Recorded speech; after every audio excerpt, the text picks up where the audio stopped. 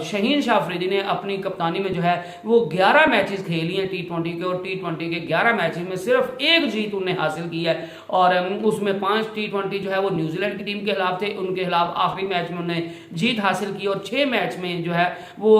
Pakistan super league में उनको जो है वो शिकस्त का मुंह देखना पड़ा है। तो लोग अब बरमला कहने लग गए कि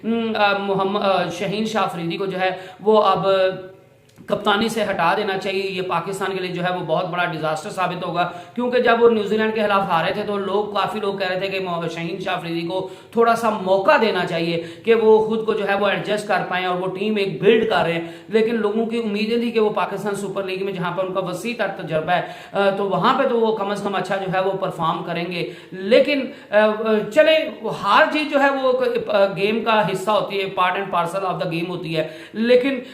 5-6 मैच लगातार जो है वो हारना ये यकीनन जो है नाकाबिले यकीन चीज है, और जो है ये मानने के बिल्कुल करीब नहीं है कि ये बदकिस्मती से हो गया है। कुछ ना कुछ चीजें गलत लाजमी हो रही है जिसकी वजह से लाहौर कलंदर को जो है वो इन चीजों का सामना करना पड़ा है। वो चाहे सही खिलाड़ी पिक नहीं किए, चाहे वो सही से खिलाड़ी को यूटिलाइज नहीं किया, चाहे सही से खिलाड़ी को सही वक्त में यूज नहीं किया गया, वो चाहे बॉलिंग में हो चाहे बैटिंग में हो, या कप्तानी जो है वो बिल्कुल फ्लॉप की गई। तो लोग जो है वो अब कहने लग गए कि शहीन शाह अफरीदी जो है वो कप्तानी करने के लायक नहीं है, ये बुरी तरह जो है वो एक्सपोज हो गया, और इसको जो है वो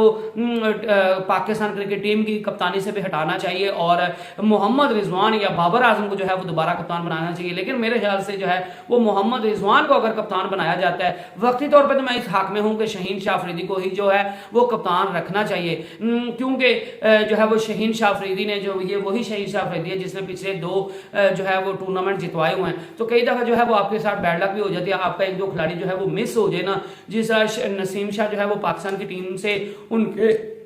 जाने की देर हुई थी कि पाकिस्तान टीम की पूरी टीम जो है वो इतना उनका बैलेंस खराब हुआ कि पाकिस्तान की टीम जिसको हराना किसी भी टीम के लिए, बड़ी से बड़ी टीम के लिए भी एक मुश्किल काम बना हुआ था, वो चीज़ जो है वो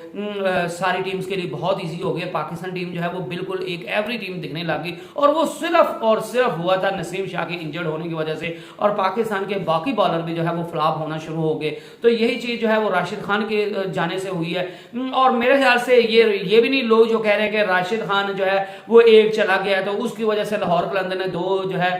वो टाइटल जीते थे। वो एक कड़ी जरूर थी लाहौर कलंदर को जितवाने की, लेकिन अगर राशिद खान की वजह से जो है वो लाहौर कलंदर सिर्फ जीत रही होती तो फिर राशिद खान को जो है वो अब तक अपनी जो अफगानिस्तान की टीम है उनको भी जो है वो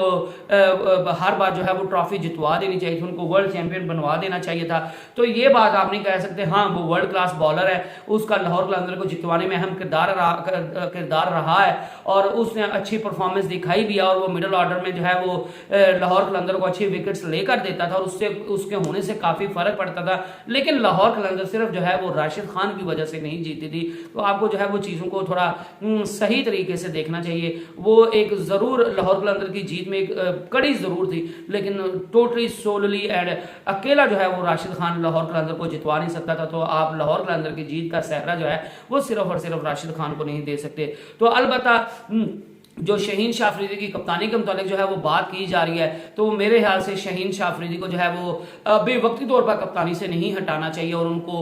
वर्ल्ड कप 2024 तक जो है वो मौका देना चाहिए, और उसके बाद देखना चाहिए कि वो कैसा परफॉर्म करते हैं। और अगर वो अच्छा परफॉर्म कर दें तो उनको जो है वो उनको मजीद मौका देना चाहिए, और अगर वो फ्लॉप हो जाएं तो फिर आपको मोहम्मद रिजवान को जो है वो कप्तानी सौंप देनी चाहिए। और मैं इस चीज़ के खिलाफ हूँ कि बाबर आजम को जो है वो कप्तानी दीजिए, क्योंकि बाबर आजम भी कप्तानी में जो है वो खास कमाल करके नहीं दिखा रहे। वो पेशावर जर्मी जो पिछले 2-3 मैचेस जीती है वो बिल्कुल जो है वो बॉलर्स की एक्स्ट्राऑर्डिनरी परफॉर्मेंस की वजह से जीती है, या वो बाय द लक जीत गई है। वो कोई पेशावर जर्मी की कप्तानी